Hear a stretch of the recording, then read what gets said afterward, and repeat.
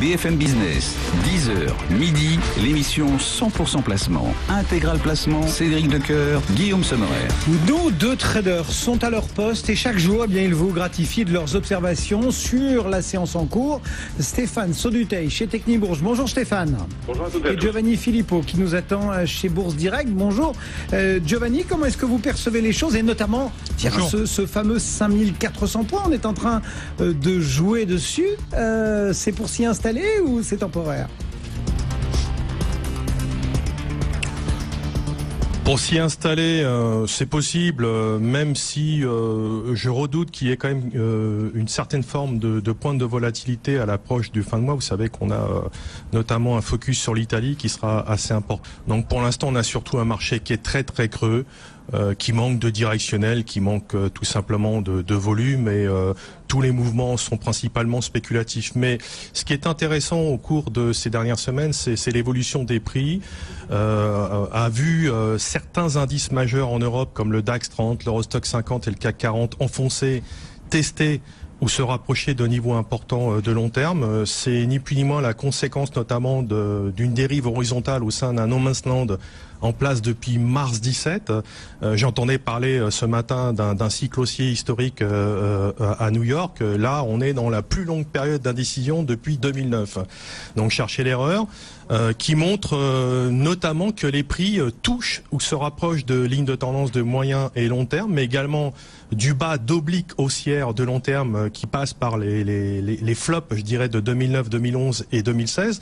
Donc en cas de croisement durable, et c'est ça que je dirais j'anticipe depuis quelques mois, cette configuration pourrait entraîner un mouvement de correction significatif. Ça reste donc ma préférence. Donc à ce stade, pour l'instant, on ne constate aucun réel changement avec l'augmentation des pressions diverses et variées.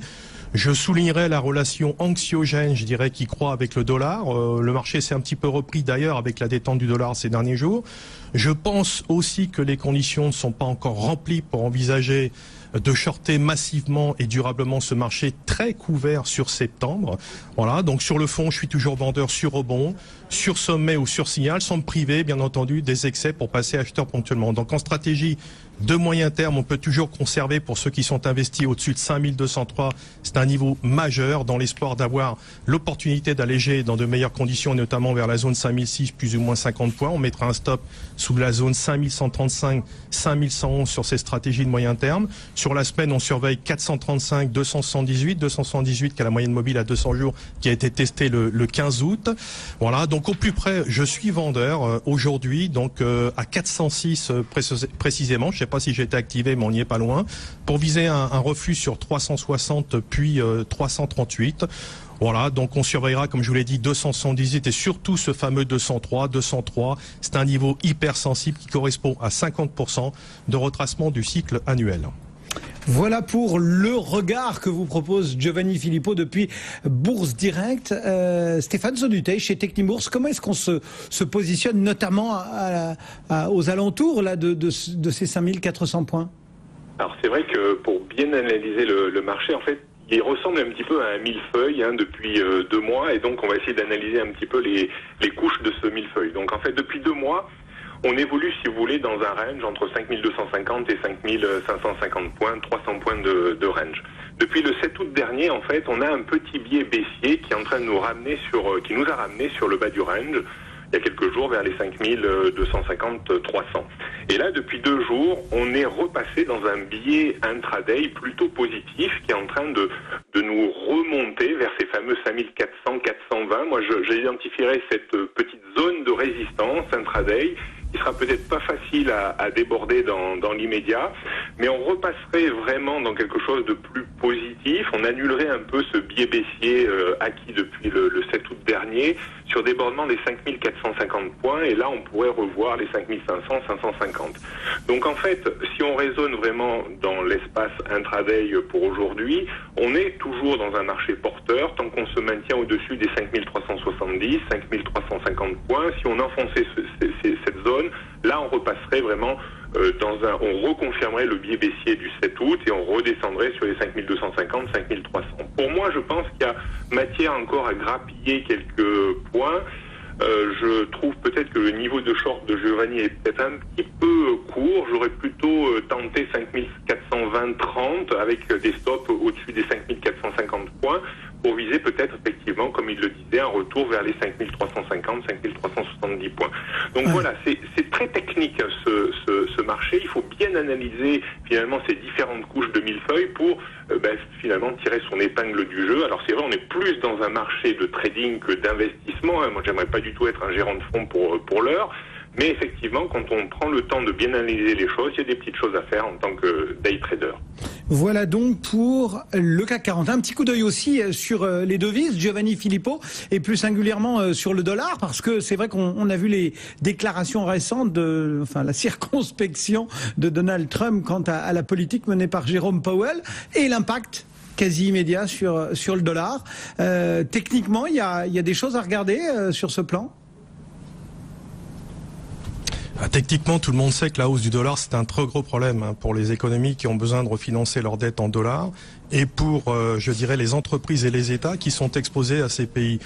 Donc sur l'euro-dollar, j'ai toujours une opinion négative à long terme après la perte et la rupture du canal haussier en base mensuelle, précédent canal haussier, que nous avons emmené jusqu'à un 24 et un petit peu plus, je pense. Néanmoins, on a eu une situation de survente à court terme. Sur un 13, on a stoppé, on est remonté sur un 13,50. Là, on vient de repasser au-dessus d'un 14,50 qui était justement les 50% de retracement du précédent cycle haussier. Tant qu'on tient au-dessus d'un 14,50 et on regarde des conditions techniques, j'avais un 15,60 comme objectif, on l'a presque touché ce matin, puis un 16,50, un 16,90.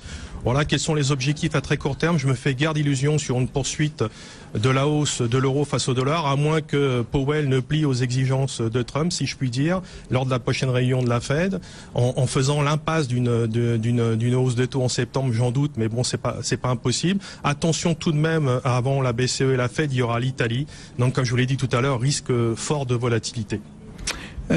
Stéphane, votre positionnement, vous, sur ce marché de devises? Moi, je suis pas tout à fait d'accord avec Giovanni. En fait, je pense que le cycle haussier de l'euro n'est pas cassé. En fait, pour moi, pour vraiment casser ce cycle, il faudrait plonger sous un 12, un 13.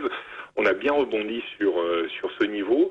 Je reste dans l'idée que cette phase 1,26, 1,4, 1,13 est une correction technique puissante, certes, mais correction technique. Et je pense qu'on va reprendre graduellement de la hauteur et on repasserait vraiment dans quelque chose d'un petit peu plus positif et haussier sur des bordements de 1,18. On en est encore loin. Mais attention, voilà, moi je suis pas aussi affirmatif. Je pense que on a trouvé certainement un sérieux point bas vers 1,13 qui sera difficile à enfoncer.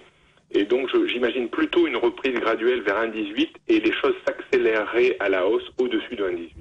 Merci beaucoup à tous les deux pour ces observations et ce panorama très complet des marchés, qu'ils soient parisiens ou marchés de devises. Donc Giovanni Filippo depuis Bourse Direct, Stéphane Soduteil chez Technibourse.com. Et notre CAC plus 0,5% ce 21 août. On est toujours en direct à 10h40 et dans la